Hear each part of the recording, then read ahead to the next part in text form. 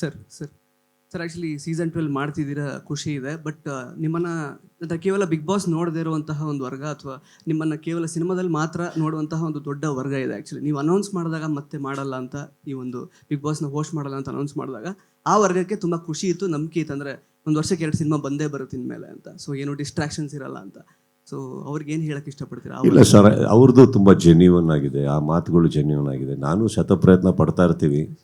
ನಾನು ಹೇಳಿದ ಹಾಗೇ ನಾವು ನೋಡಿ, ಈಗ ನಾವು ಒಂದು ಸಿನಿಮಾನ ರೆಡಿ ಮಾಡಿದಾಗ 2023 ಡಿಸೆಂಬರಲ್ಲೇ ರಿಲೀಸ್ ಮಾಡಬೇಕು ಅನ್ನೋ ಹಠದಲ್ಲಿ ನಾವೆಲ್ಲ ಮಾಡಿದ್ವಿ. ಬಟ್ ಕಾರಣಾಂತರಗಳಿಂದ ಏನೇನೋ ಆಗೋಯ್ತು, ಮತ್ತು 2024 ಬಂತು.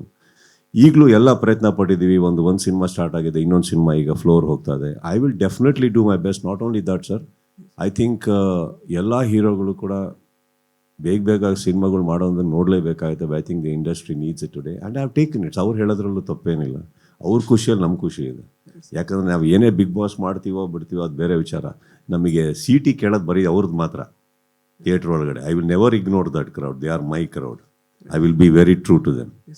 ಸರ್ ಆ್ಯಕ್ಚುಲಿ ಈ ವರ್ಷ ಸಿನಿಮಾಗಳು ಪರ್ಫಾರ್ಮ್ ಮಾಡಿರೋ ರೀತಿ ಆ್ಯಕ್ಚುಲಿ ನಿಮಗೆ ಗೊತ್ತಿರುತ್ತೆ, ತುಂಬ ಅಂಡರ್ ಪರ್ಫಾರ್ಮಿಂಗ್ ಅಂತಲೇ ಹೇಳ್ಬೋದು. ಇಲ್ಲಿ ತನಕ ಆಲ್ಮೋಸ್ಟ್ ಜೂನ್ ಆಗ್ಲಿಕ್ಕೆ ಆಯ್ತು ಇವಾಗ. ಮತ್ತು ನೀವು ಹೇಳಿದ್ರಿ, ಒಂದು ಸ್ಟೇಟ್ಮೆಂಟ್ ಕೂಡ ಹೇಳಿದ್ರಿ, ಅಂದರೆ IPL ಥರ ಆಲ್ಮೋಸ್ಟ್ 3 months ಅಂದರೆ people will be hook to the TV ಅಂತ. ಸೊ ಹಂಗಿರುವಾಗ ಹೆಂಗೆ ವಿಶ್ಲೇಷಿಸ್ತೀರಾ ಸರ್? ಅಂದರೆ ಆಲ್ರೆಡಿ ಜನ ಥಿಯೇಟ್ರಿಗೆ ಬರ್ತಾ ಇಲ್ಲ, ಥಿಯೇಟ್ರಿಗೆ ಹೆಂಗೆ ಕರ್ಸೋದು ಅಂತ ಒಂದು ಚಾಲೆಂಜ್ ಇದೆ. ಮತ್ತೆ ಬಿಗ್ ಬಾಸ್ ಒಂದು ಡಿಸ್ಟ್ರಾಕ್ಷನ್ ಇರುವಾಗ ಮತ್ತೆ ಹೆಂಗೆ ಜನ ಬರ್ತಾರೆ, ಹೇಗೆ? No, I am keeping them hook to Kannada. No, ನನ್ನ ರೆಸ್ಪಾನ್ಸಿಬಿಲಿಟಿ ನಂದು ಸರ್, ಅವ್ರದ್ದು. ನಾನು ಕನ್ನಡಕ್ಕೆ ಹುಕ್ ಮಾಡ್ತಾ ಇದ್ದೀನಿ, ಬಿಟ್ಟರೆ ಬೇರೆ ಪ್ರೋಗ್ರಾಮ್ ಹೋಗ್ಬಿಟ್ಟಾರ. ಕನ್ನಡಕ್ಕೆ ಹುಕ್ ಮಾಡ್ತಾ ಇದ್ದೀನಿ. ನನ್ನ ಕಡೆಯಿಂದ ನಾನು ಏನು ಜನಗಳನ್ನು ಎತ್ತಿಡಿಯೋಕ್ಕಾಗುತ್ತೋ ಹಿಡಿತೀನಿ.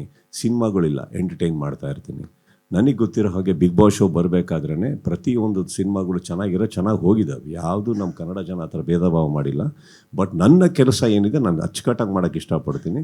ಅದರಿಂದ ಏನೋ ಒಂದು ಏಟ್ ಆಗ್ತಾ ಇದೆ ಅಂದರೆ ಅದು ತಪ್ಪಾಗುತ್ತೆ sir. I don't think that's thing. I will do what I have to do, keep my language going. And don't you think it's ನನಗೆ ಇವಾಗ ಎಕ್ಸ್ಟ್ರಾ ಸ್ಟ್ರೆಸ್ ಅಲ್ವ ಹೇಳಿದ್ರು. But I will definitely do it. ಈಗ ಸಿನಿಮಾಗಳು release ಇಲ್ಲ ಅಂದಾಗ ಇದನ್ನು ನೋಡಿ ಒಂದು ಕನ್ನಡ ತಾನೇ ಹತ್ತಿರ ಇಡ್ತಾ ಇದ್ದೀವಿ.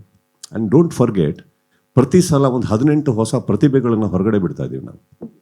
ಅದು ಒಳ್ಳೇದಲ್ಲ. ಇವಾಗ ಎಷ್ಟು ಜನ ಹೀರೋಗಳಾಗಿದ್ದಾರೆ, ಎಷ್ಟು ಜನ ನಟನೆಗೆ ಬಂದಿದ್ದಾರೆ ಅಲ್ವೇ?